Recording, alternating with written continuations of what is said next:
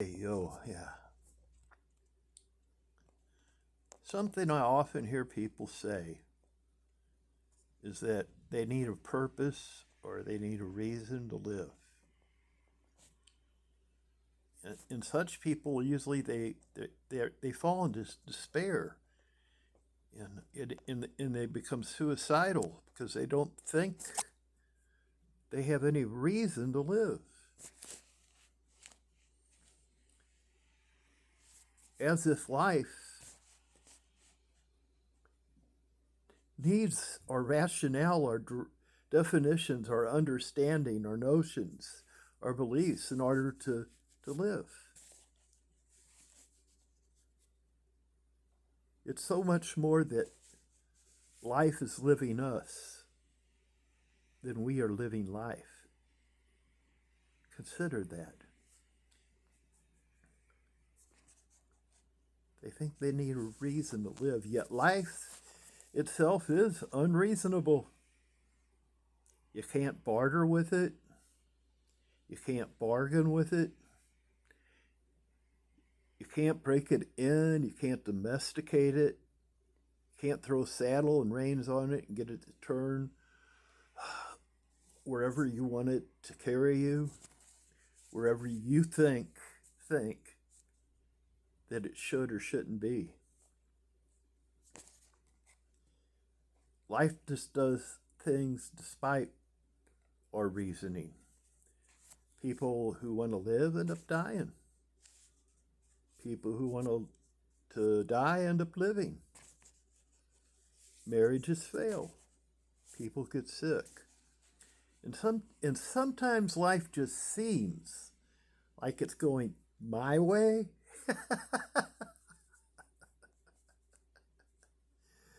And some bemoan and they'll go, life is unfair. And yet life is neither fair nor unfair. The sun shines without discretion, shamelessly, unconditionally, to all that are exposed to it. Rain falls from the sky on a field the same way, unconditionally, without discretion. The whole field will get soaked. And on one side of it will grow thorns and brambles. And on the other side of that field, daffodils, roses, and other pleasant flowers grow. And yet the nature of the rain is the same.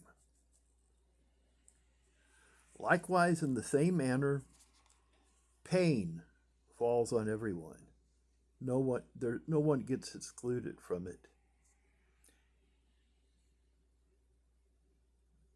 In some, that pain grows resentment, anger, sadness. In some, it grows a defensive, guarded heart and an insensitive heart.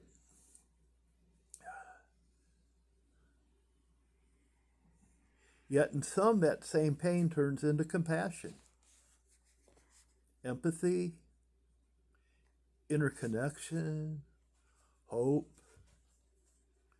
trust, and such the like.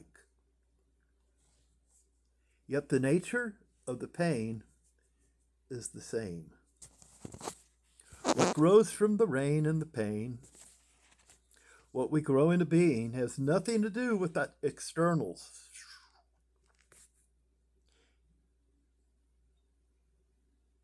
And yet, we as people often try to judge between right and wrong.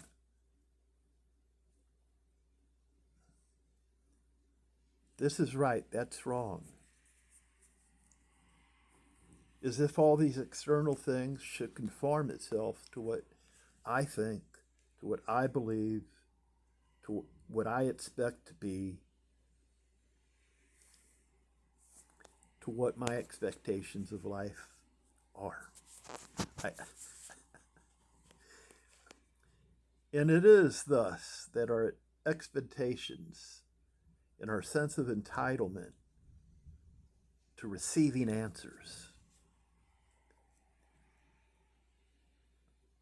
or demands for an explanation for life, to be accountable for what pleases us or not,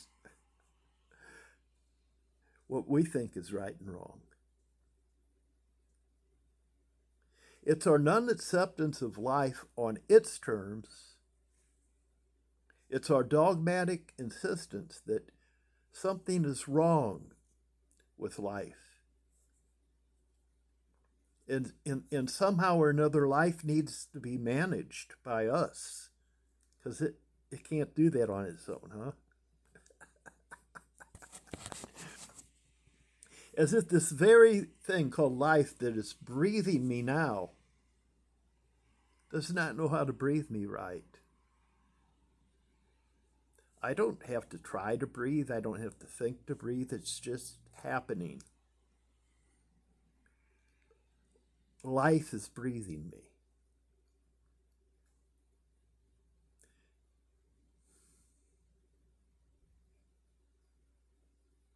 Life does not need me to manage it.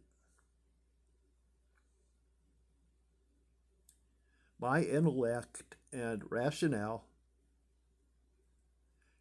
do not and cannot transcend the autonomy of being, just being itself. The autonomy of life. But yet we try to divide the good from the bad.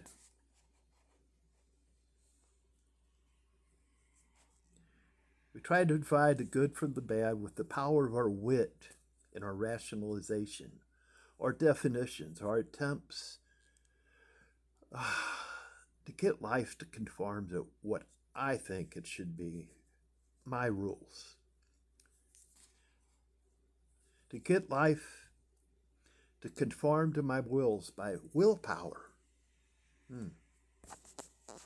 And for me to force my desires upon life, to make life conform to what I wish it would be, rather than just letting and allowing it to transform me. Yeah? Yet all our attempts to overpower life, rather than let it overwhelm us with its love for us, are but vain attempts to make sure that we can be certain that we will not be harmed by life.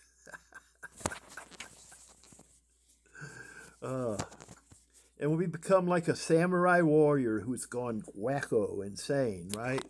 He goes to the ocean, and he takes his sword, and he slices it, hits the ocean and slices it, and it tries to divide the ocean with his sword.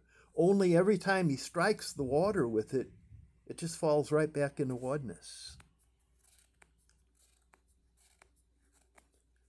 Or it would be as if he was aimlessly just swinging his sword around in the air, trying to fight with the wind.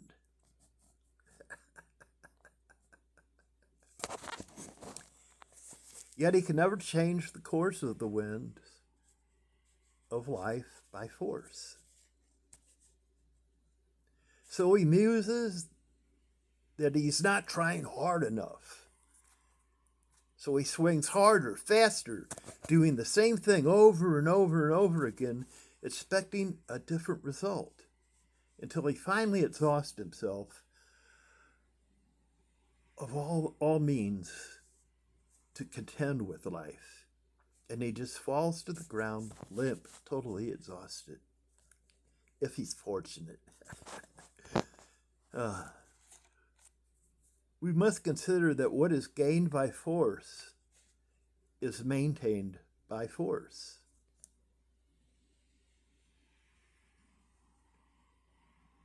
Do we somehow imagine that we who are impermanent have limitless power? Every nation created by force is subject to decay. Every little world that we try to make to force into being eventually comes apart. When things don't go our way, my way, by the force, then people suppose there's no reason to live, that life is just purposeless. Purposeless, because I can't control it. And at this stage, a lot of people either contemplate suicide or sadly, they go ahead and do it. Yeah.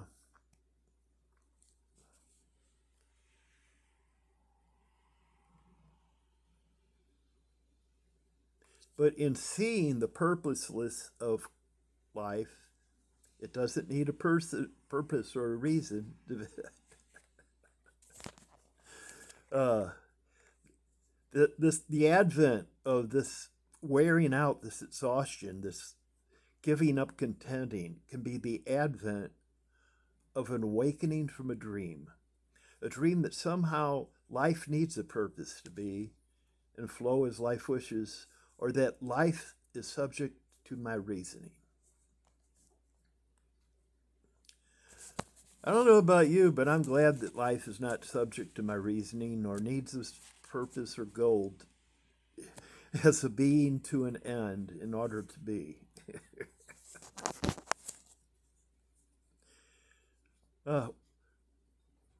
One once said that a good sojourner has no fixed plans, nor is he intent on arriving. There really is nowhere to go, nothing to obtain when we are one with life, which we are. We need accomplish nothing in order to be worthy to be, for we are already being. Let that sink in. We need accomplish nothing in order to be worthy to be, because we're already being. There's nothing to become. There is only becoming and unbecoming. So life is not about how fast or how far we go. It's more about how present we are. So that we're not sleepwalking.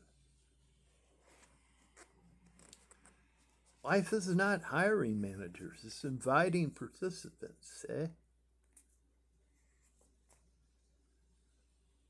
And thus so, one who is wise lives to love and loves to live.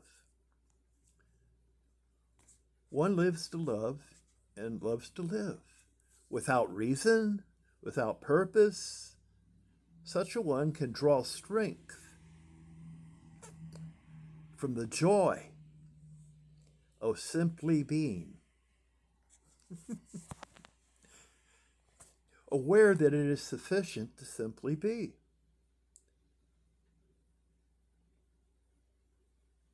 Nothing to do, nothing to say, to just be. Nothing to prove, to make anything out of myself.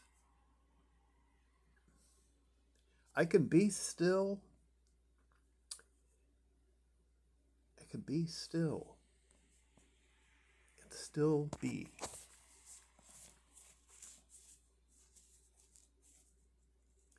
And yet, many times we think life is all the happenings to be, rather than the being that simply allows us to just be happy. Life is effortless when happy is what we are.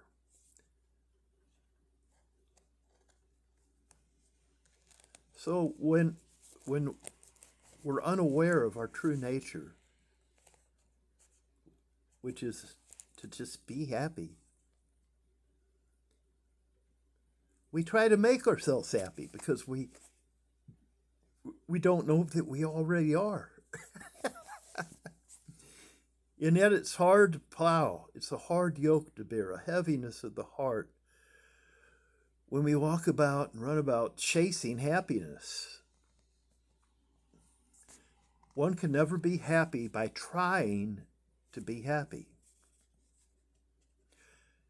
For one cannot become what one already is.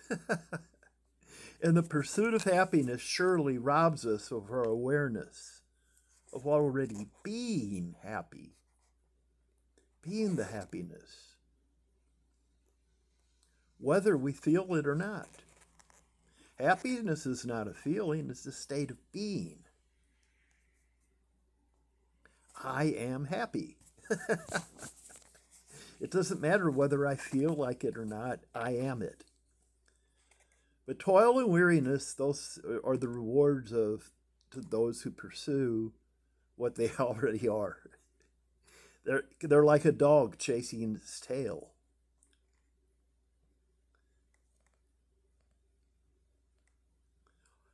Never happy because they're always trying to be what they already are. Contentment is only found with what is.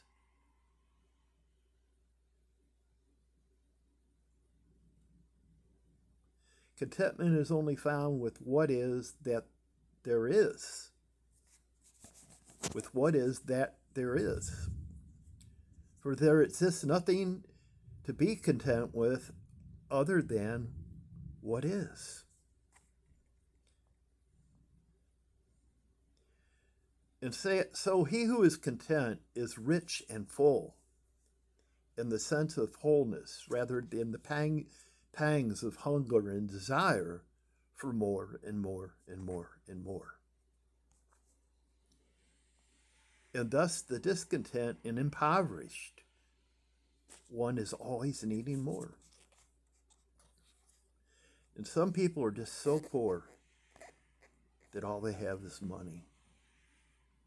And they spend themselves on their money.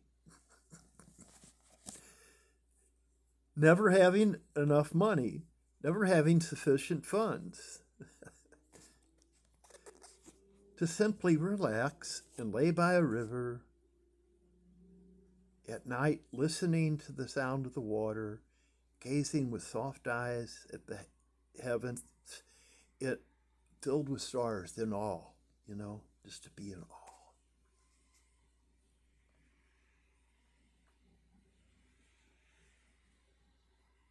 When one spends themselves on their money, they don't have the time to spend on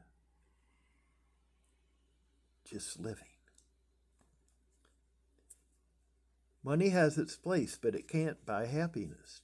It can't buy true happiness. For happiness is both worthless and priceless.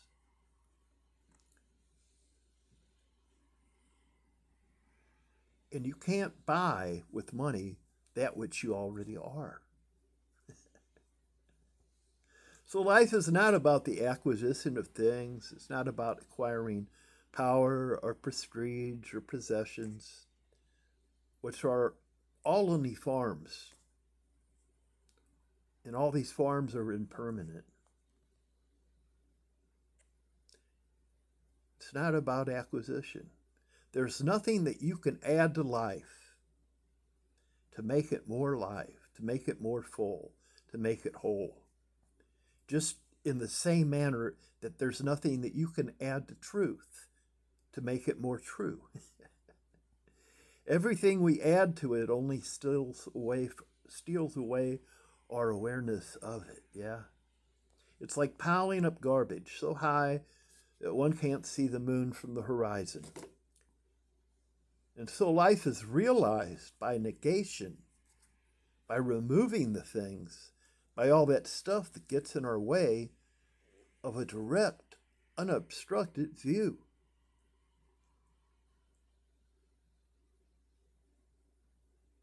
So that we can see life as it is. Now, here, right here, now. One once said that the kingdom of God wasn't food or drink, but it was righteousness, which I like to call synchronicity, and joy and peace in a spirit of wholeness, or what some might call the Holy Spirit. And one also said that the kingdom, or the state of being, is within us. That state of being in sync and joy and peace and whole. That's within us. That it doesn't come with observation. You can't watch it come because it's already there. It's you. It's who you are. And just the way the eye can't see itself, the eye just simply sees. And it's not the stuff outside of us.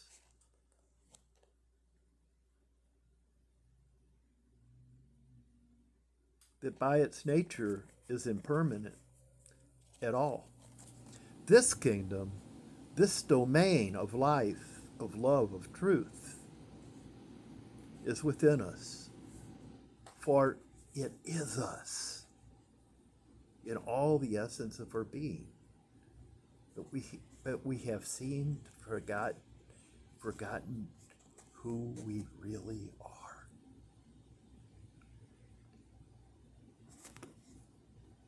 One once said, "There's nothing as it appears to be, nor is it otherwise." Everything is as it is, while it's happening to be happening. It is as it is, while it's happening to be happening. It's not fixed. The manifestations are not the source. The manifestations are dynamic. And yes, the source remains. And if it did not remain, all the manifestations would just simply cease to be.